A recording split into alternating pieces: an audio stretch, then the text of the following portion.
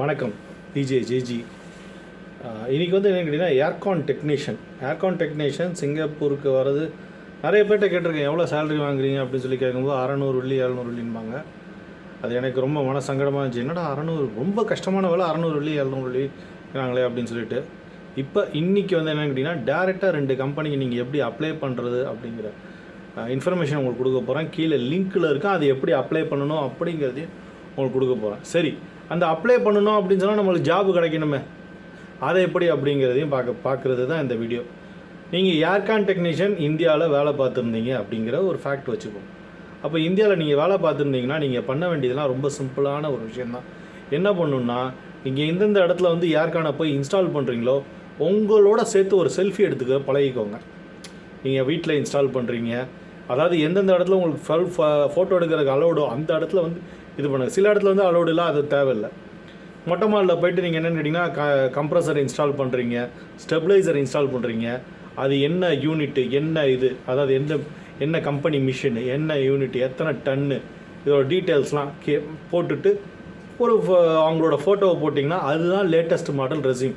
முன்னெல்லாம் என்னென்னு கேட்டிங்கன்னா ரெஸ்யூம் அப்படிங்கிறது ஒரு 7-8 பக்கம் ரெடி பண்ணுவாங்க. எனக்கு வந்து இவ்வளோ படிச்சிருக்கேன், இவ்வளோ எக்ஸ்பீரியன்ஸ் இருக்குது, இது இருக்குதுன்னு சொல்லிட்டு ஓனர் பார்ப்பான், ஐயோ இவ்வளோ படிச்சிருக்கானே, இவ்வளோ இது பண்ணியிருப்பானே, ஓவர் குவாலிஃபைட், அதாவது அதிகமாக படிச்சிருக்கான் அப்படின்னு சொல்லி வேலையே கிடைக்காது.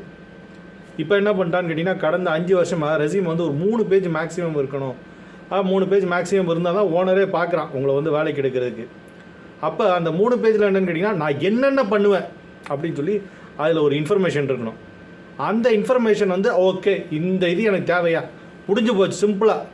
அதாவது ஓனருக்கு, அதாவது ஒரு முதலாளிக்கு வந்து என்ன தேவை அப்படிங்கிறது அந்த இன்ஃபர்மேஷன் இருந்துச்சுன்னா ஓகே, யூ ஆர் செலக்டட்.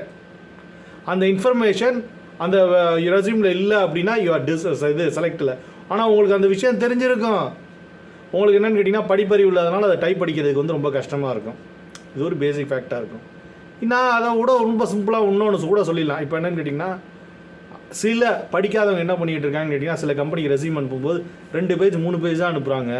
அதில் என்ன பண்ணுறாங்கன்னா இந்த சிம்பிளான இங்கிலீஷை போட்டுட்டு பேர், அட்ரஸ், டீட்டெயில்ஸு, ஃபோன் நம்பரு, மேரீடா அன்மேரீடா, இந்தியா அட்ரஸை போட்டுட்டு அடுத்து வந்து ஒர்க்கிங் எக்ஸ்பீரியன்ஸ், படிக்காதவங்க எஜுகேஷன் இல்லாமல் ஒர்க்கிங் எக்ஸ்பீரியன்ஸ் அப்படின்னு சொல்லி போடும்போது இந்த மாதிரி என்ன பண்ணாங்க அதோட டீட்டெயில்ஸ் கீழே போட்டிருக்கோம். நீங்கள் எத்தனை டன் பண்ணுறீங்க, உங்களுக்கு ஸ்பெல்லிங் தெரியலனா கூட அந்த பாக்ஸ்லேயே போட்டிருக்கோம். அந்த பாக்ஸ்லேயே நீங்கள் என்னென்னு கேட்டிங்கன்னா எடுத்து உங்கள் செல்ஃபோனில் எழுதி வச்சுட்டு நீங்கள் வந்து ரெஸ்யூம் அடிக்கலாம். அப்படியே எனக்கு ரெஸ்யூம் அடிக்கவே தெரில, ஆனால் இதான் விஷயம் அப்படின்னு சொல்லிட்டு இந்த ஃபோட்டோவை ஜாயின் பண்ணோம் அப்படின்னு சொன்னீங்கன்னா நீங்கள் என்ன பண்ணலான்னு கேட்டிங்கன்னா டிடிபி சென்டர், இந்த ரெஸ்யூம் அடிக்கிற டிடிபி சென்டரில் போய் நான் 2000 ரூபா கூட கொடுங்கங்கிறேன். நான் ஏன் 2000 ரூபா கூட 100 முடிச்சிருவாங்கன்னு வச்சுக்கோங்க, 100 ரூபாவில் உங்களுக்கு ரெஸ்யூம் அடிச்சு கொடுத்துருவாங்க. ஏன் 2000 ரூபா கூட கொடுங்க அப்படின்னு நான் சொல்கிறேன்னா, நீங்கள் சம்மந்தம் இல்லாமல் ஏதாவது ஒரு கோர்ஸ் படிக்க 2 லட்ச ரூபா 3 லட்ச ரூபா செலவு பண்ணுறதுக்கு அழகாக ஒரு ரெஸ்யூம் ரெடி பண்ணுறதுக்கு 2000 இல்லை 1000 ரூபா இல்லை 100 ரூபாவில் முடிஞ்சு போச்சுன்னா பரவாயில்லைங்கிறேன். என்ன அதை பரவாயில்லைங்கிறேன். அதை எடுத்து உங்கள் இமெயிலில் சேவ் பண்ணிக்கோங்க. அவங்கள்ட்ட கேட்கணும், அண்ணன் என் ஃபோனில் என் இமெயிலில் இதை சேவ் பண்ணணும். எப்பப்போ ஒரு கம்பெனி கேட்குறானோ அந்த கம்பெனிக்கு அனுப்பணும். அவர்கிட்டே சொல்லணும், அண்ணன் எனக்கு இதெல்லாம் தெரியும், இதுக்கு தேவையான கவரிங் லெட்டர்னால் என்னென்னா எனக்கு என்ன தெரியும் அப்படிங்கிற ஒரு சின்னமாக ஒரு பேராகிராஃப் மாதிரி அடிச்சுட்டு அதில் அட்டாச், அதாவது இந்த ரெஸ்யூமை வந்து அட்டாச் பண்ணுறேன் அப்படிங்கிறது கீழே இதை வந்து பிடிஎஃப் ஃபார்மேட்டில், அது அவங்கள்ட்ட சொன்னீங்கனாலே பண்ணிடுவாங்க. பிடிஎஃப் ஃபார்மேட்டில் பண்ணி கொடுத்துருங்கண்ணே. அப்புறம் வந்து கேட்கணும், அதை வந்து உங்களோட இமெயில் அட்ரஸில் வச்சுருப்பாங்க. முன்னாடி யூஎஸ்பியில் சேவ் பண்ணுவாங்க, அதெல்லாம் வேஸ்ட்டு. அந்த இமெயில் அட்ரஸோட பாஸ்வேர்டு நீங்கள் எது வச்சிங்கனாலும் ஓகே தான். இல்லை வேண்டாம் எனக்கு யூஎஸ்பியில் ஃபோனில் இருக்க அந்த மெமரி கார்டில் சேவ் பண்ணாலும் அதுவும் ஓகே தான். என்ன பெனிஃபிட்டோ உங்களுக்கு பண்ணிட்டு போயிட்டுருக்கலாம்.